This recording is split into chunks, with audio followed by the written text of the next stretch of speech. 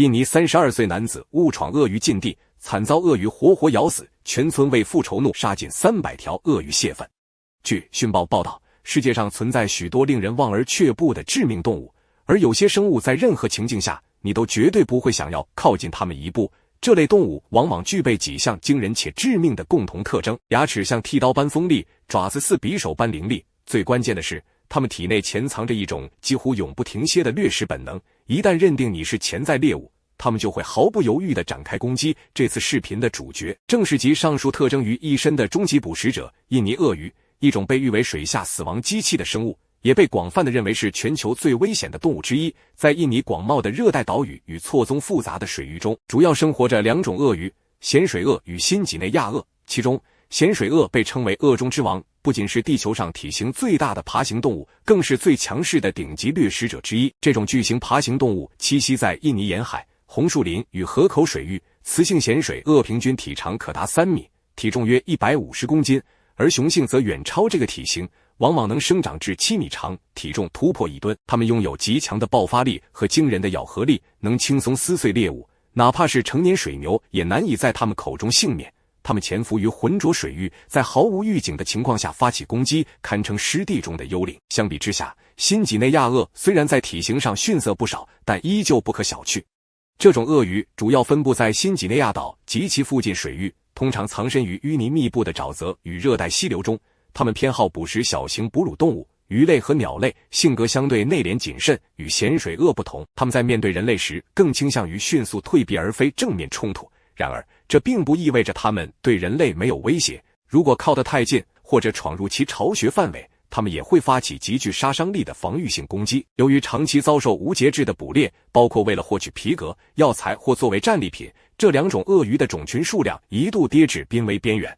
尤其是在偏远的印尼东部、西巴布亚省的热带区域，过度捕猎甚至一度让当地水域的鳄鱼踪迹变得罕见。为了保护这些生态系统的顶级掠食者，一些自然保护组织与政府合作，在松县建立起人工鳄鱼养殖场，试图通过人工繁殖与管理恢复其濒临灭绝的种群数量。这一项目最终获得了印尼自然资源保护局的批准。经过数月协调，保护局与靠近松县的几个小型村落达成了协议。这一计划一方面旨在挽救那些由于长期盗猎而濒临灭绝的鳄鱼，另一方面也希望借助鳄鱼养殖产业为本地居民创造部分就业机会，改善他们的经济条件。对许多村民来说，这似乎是一项前所未有的合作，但也引发了不小的争议。起初，不少村民对此充满疑虑，他们担心这些庞然大物一旦逃离围栏，会不会在夜里悄然潜入村庄，袭击放养的牲畜，甚至在最糟的情况下威胁到人类的生命安全。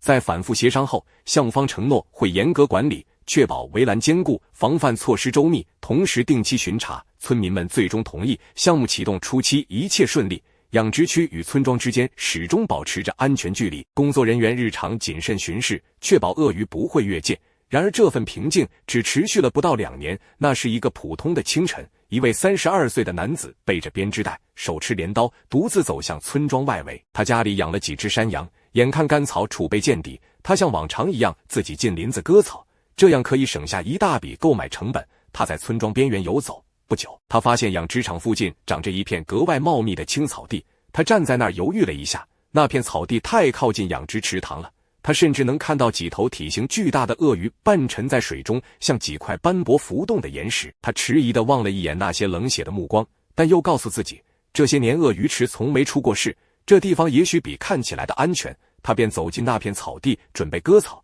他尽量不发出太大动静，他一边割草一边将青草装进袋子里，希望尽快完成任务，然后赶快离开这个让他隐隐不安的地方。袋子里的青草一点点装满，而他却没察觉自己已经一点点踏入了鳄鱼活动区的盲角。他背对着池塘，专注地低着头。就在那一瞬间，一种令人窒息的剧痛猝然从他的小腿爆开，他的身体猛地僵住。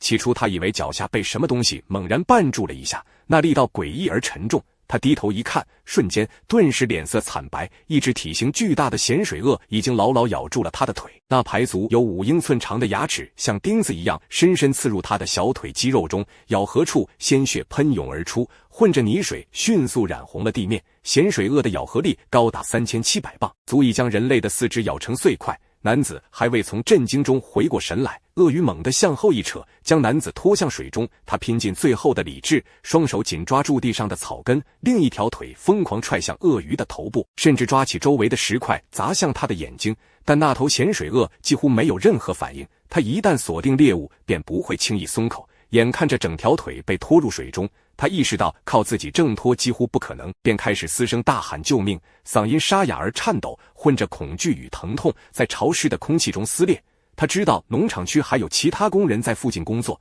只希望有人听见这撕心裂肺的呼喊。他的声音因为恐慌而带着哭腔，溅起的泥水遮住了视线，身体早已疲惫不堪。就在意识开始模糊之际，一位农场工人听到了动静，立刻跑了过来。然而当他赶到池塘边时，眼前的一幕令他双腿发软。那名男子只剩上半身露在水面，而鳄鱼正死死咬着他的腿，一步步将他往深水拖拽，血水在水中弥散，空气中飘着浓烈的血腥味。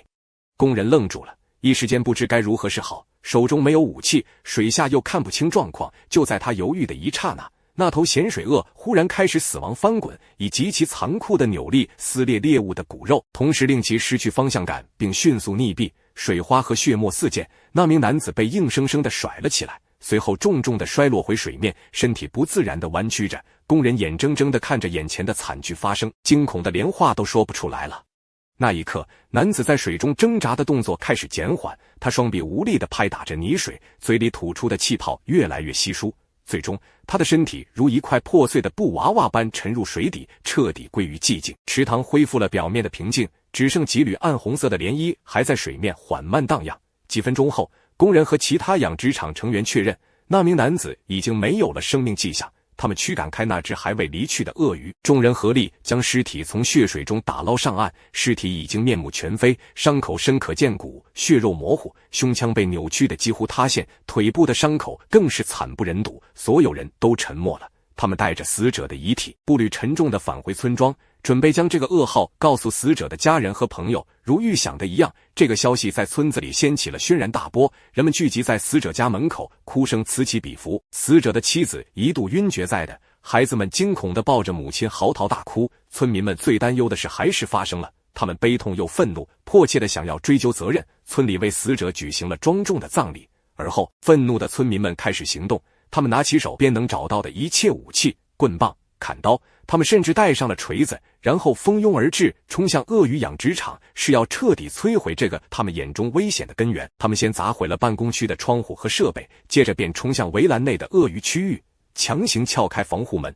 开始对这些冷血动物展开残忍的屠杀。成群的鳄鱼或在浅水中匍匐，或在岸边晒太阳，根本没有预料到人类会如此凶猛地扑来。村民挥舞着利器，扑向那些还未反应过来的动物，铁锤砸在鳞甲上，发出沉闷巨响；刀刃劈在鳄鱼的尾巴上，溅出血花。一些鳄鱼被拖出水面，活生生剁成几截；也有些在池中挣扎逃窜，却在密集的人群围攻下无路可逃。任凭棍棒将其砸得血肉模糊，水池染成了红色，空气中弥漫着腥臭与怒火的味道。这不仅是一场屠杀，更是一场发泄。当怒火终于燃尽，村民们一个个气喘吁吁地停下手中的武器。池塘边、岸上、围栏内，到处是血和碎裂的尸体，整整292条鳄鱼，场面令人震惊。傍晚，村民们开始陆续返回村庄，脚步沉重而迟缓。